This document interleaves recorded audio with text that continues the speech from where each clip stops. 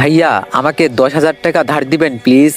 রাতে রুমে শুয়ে গল্প লিখছি, হঠাৎ ফোনের স্ক্রিনে মেসেজটি ভেসে উঠল। আমি মেসেজটি সিন করে আইডির ভিতরে ঢুকলাম। আইডিটির নাম ছিল নীল প্রজাপতি। প্রোফাইলে কোনো পিকচারও নাই, ফেক আইডি মনে হচ্ছে, তাই কোনো রিপ্লাই দিলাম না। 5 মিনিট পর আইডি থেকে আবারও মেসেজ আসলো। ভাইয়া আমি আপনাকে রিকোয়েস্ট করছি, প্লিজ একটু আমাকে দয়া করবেন, আমি কয়েকদিনের মধ্যে ফেরত দেওয়ার চেষ্টা করব। একটু অবাকই হলাম, এ কেমন মানুষ, কথা নাই বার্তা নাই, প্রথমেই টাকা চেয়ে বসেছে।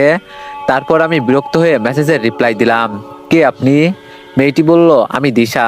আমি বললাম, সরি, আমি আপনাকে চিনি না। দিশা বলল, কিন্তু আমি আপনাকে চিনি, আর আমি আপনার গল্পের একজন ফ্যানসও বটে। প্লিজ আমাকে আপনি ফিরিয়ে দিবেন না, আমি অনেক আশা নিয়ে আপনাকে মেসেজ দিয়েছি। আমি বললাম, আমি আপনাকে বিশ্বাস করব কিভাবে? প্রোফাইল পিকও তো নাই, ফেক আইডি মনে হচ্ছে।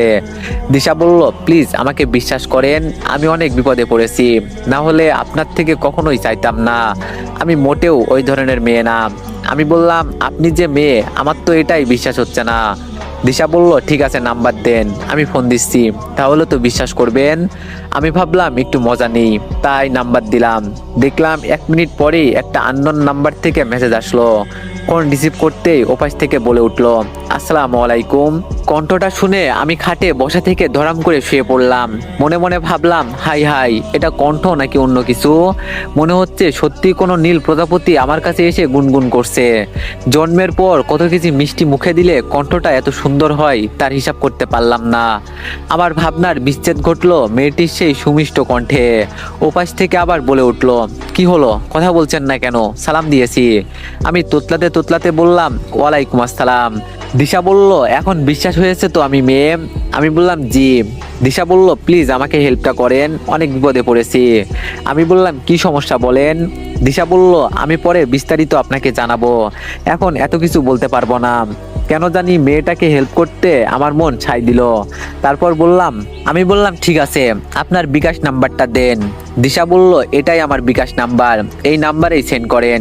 আমি বললাম, ঠিক আছে, বলেই ফোনটা কেটে দিলাম। তারপর তার নাম্বারে 10,000 টাকা পাঠিয়ে দিলাম। অনলাইনে গিয়ে একটু পরে দেখলাম মেয়েটি আবার মেসেজ দিয়েছে। দিশা বলল, থ্যাংক ইউ, আপনার এই ঋণ কখনোই ভুলবো না। আমি বললাম, সমস্যা নেই। দিশা বলল, এখন রাখছি, পরে আমি নক দিব, ভালো থাকবেন, আল্লাহ হাফেজ। আমি শুধু সিন করলাম। সেই দিনের মতো গল্প লিখে আমি শুয়ে পড়লাম। ও, আপনাদের তো আমার পরিচয় দেওয়া হলো না, চলুন পরিচয় হওয়া যাক। আমি রাকিব, বাসা বগুড়া জেলাতে, খুব দৃষ্ট প্রকৃতির ছেলে। বগুড়া আজিজুল হক কলেজে অনার্স 3য় বর্ষে পড়াশোনা করছি। বাবা মায়ের একমাত্র ছেলে, তাই অনেক আদরের। বাকিটা গল্পেই জানতে পারবেন। প্রত্যেকদিন আম্মু ঘুম থেকে ডেকে তোলে, আজকেও তার মোটেও বিপরীত হলো না। আম্মু বলল, রাকিব। আমি বললাম, আম্মু বলল, উঠবি না নাকি ঝাড়ু নিয়ে আসবো? আমি বললাম, আম্মু এমন করো কেন, আর একটু ঘুমাই প্লিজ। আম্মু বলল, কলেজে যাবি না? আমি বললাম, যাবো তো, কয়টা বাজে? আম্মু বলল, 8:30। আমি বললাম, কি? আম্মু বলল, জি আমার নবাব পুত্র। আমি বললাম, আগে ডাক দিবা না? আম্মু বলল, আপনি কবে সকালে উঠলেন শুনি? আমি বললাম, ধ্যাত, বলেই ওয়াশরুমে দৌড় দিলাম। ফ্রেশ হয়ে এসে তাড়াতাড়ি করে কলেজের উদ্দেশ্যে রওনা দিতেই আম্মু বলে উঠলো। আম্মু বলল, কিরে নাস্তা করবি না? আমি বললাম, না আম্মু, ক্যান্টিনে করে নিব। বাইক নিয়ে সোজা কলেজে চলে আসলাম। কলেজে এসে দেখি আমার বন্ধু মেহেদি, রানা আর ঋতু আগেই বসে আছে। মেহেদি আর ঋতু রিলেশনশিপে আছে। আমি বাইকটা পার করে ওদের কাছে গেলাম, গিয়ে বললাম, হয়েছে 2 কপত কপতি, আর প্রেম করতে হবে না, অনেক প্রেম করেছিস। মেহেদি বলল, কাবাব মে হাড্ডি, চলে আসছিস? আমি বললাম, হ্যাঁ, তোদের ঝামেলা হলে এবার আমার কাছে আসিস, খুব ভালো করে হেল্প করব। মেহেদি বলল, সরি দোস্ত, তুই ছাড়া আমাদের আর কি আছে বল। আমি বললাম, তেল দেওয়া বন্ধ কর। রানা বলল, তোরা এগুলো বন্ধ করতো, চল ক্লাসে যাবি না, আজকেই তো শেষ ক্লাস, তারপর ঈদের জন্য কলেজ ছুটি হয়ে যাবে, শেষ ক্লাসটা করে আসি চল। আমি বললাম, আচ্ছা। আর একজন, ঈশ্বরচন্দ্র বিদ্যাসাগর। মেহেদি ও ঋতু হাসতে লাগলো। রানা বলল, এই খবরদার হাসবি না তোরা। আমি বললাম, দোস্ত, কাল আমার সাথে একটা সুন্দর ঘটনা ঘটে গেছে। ঋতু বলল, কি হয়েছে রে মামা, খুলে বলতো। তারপর আমি কালকের রাতের ঘটনা পুরোটা খুলে বললাম। সব শুনে ওরা হা করে সবাই আমার দিকে তাকিয়ে আছে। কিছুক্ষণ পর মেহেদি বলল, এটাকে তুই সুন্দর ঘটনা বলিস? আমি বললাম, তো কি বলবো? মেহেদি বলল, এগুলো মেয়েদের ধান্দায়, এটা তুই তো পুরোই ফাইসা গেছিস মামা, তোর টাকাটা দেওয়া মোটেও উচিত হয়নি, এই টাকাটা তুই মোটেও ফেরত পাবি না। আমি বললাম, আমার মন বলছে ও মোটেও এরকম মেয়ে নয়। মেহেদি বলল, তোর মন তো কত কিছুই বলে, লেখক মানুষ, কিন্তু তোর এই ধারণা ভুল প্রমাণিত হবে। আমি বললাম, ওর কণ্ঠের মায়ায় পড়ে গেছি। মেহেদি বলল, এটা দিয়েই ছেলেদের ঘায়েল করে টাকা হাতিয়ে নেয়। আমি বললাম, ও আবার নক দিবে দেখিস। মেহেদি বলল, তুই সেই আশা নিয়েই বসে থাক, এই চল ক্লাসে যাব। বলেই সবাই উঠে ক্লাসের দিকে হাঁটা দিল। আমি সেখানে এতটাই ধ্যানে বিমোহিত ছিলাম যে ওরা কখন যে উঠে চলে গেছে বুঝতেই পারিনি। কিছুক্ষণ পর আশেপাশে তাকিয়ে দেখি ওরা কেউ নেই। আমার থেকে প্রায় 20 গজ দূরে চলে গেছে। আমি পিছন থেকে জোরে বললাম, এই দাঁড়া, আমিও যাব, আমারে ফেলে রেখে গেছিস কেন? তারপর আমরা সবাই মিলে ক্লাসরুমে চলে আসলাম। যথারীতি এক এক করে 3টা ক্লাস হলো। ক্লাসের মাঝে ঈদের ছুটির নোটিশ দিয়ে দিল। ক্লাস শেষে আবার ক্যাম্পাসে এসে বসলাম। ঋতু বলল, আজকে থেকে তো ক্লাস 1 মাস ছুটি, চলো আজকে একটু ঘুরে আসি, আবার 1 মাস পর দেখা হবে। আমি বললাম, আইডিয়া খারাপ না, যাওয়া যায়।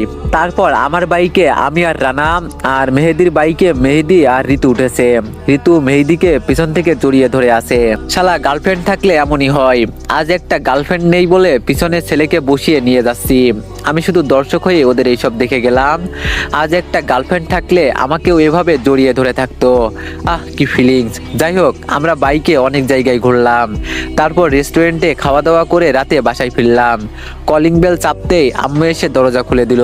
খুলেই আমাকে জিজ্ঞেস করলো, কিরে, সেই সকালে কলেজের জন্য বের হয়েছিস আর কেবল ফিরলি, এত দেরি হলো কেন? আমি বললাম, আজ থেকে কলেজ 1 মাসের জন্য ছুটি, তাই ফ্রেন্ডদের নিয়ে একটু ঘুরতে বের হয়েছিলাম। আম্মু বলল, আমি খাবার দিচ্ছি, ফ্রেশ হয়ে খেতে আয়। আমি বললাম, আমি বাইরে থেকে খেয়ে আসছি আম্মু, তোমরা খেয়ে নিও।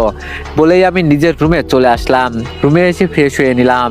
বিছানায় শুয়ে একটু অনলাইনে গেলাম। অনলাইনে এসেই আগে নীল প্রজাপতি আইডিটা চেক করলাম। দেখলাম অফলাইন, আজকে সারাদিন অনলাইনে আসিনি। মেসেঞ্জারে শত মেসেজের ভিড়েও তার মেসেজের শূন্যতা ফিল করতে লাগলাম। মনের ভিতরে একটা অজানা ভয় কাজ করলো। মেয়েদের কথাটাই কি সত্যি হয়ে যাবে? মেয়েটা কি আমার সাথে চিট করে টাকাগুলো নিল? এবার কি সত্যি আমার মনটা ভুল প্রমাণিত হবে? তো এভরিওয়ান, এইসব জানতে নেক্সট পার্টের জন্য সবাই একটু বেশি বেশি কমেন্ট আর বেশি বেশি কপি লিঙ্ক করে দিয়েন। ধন্যবাদ।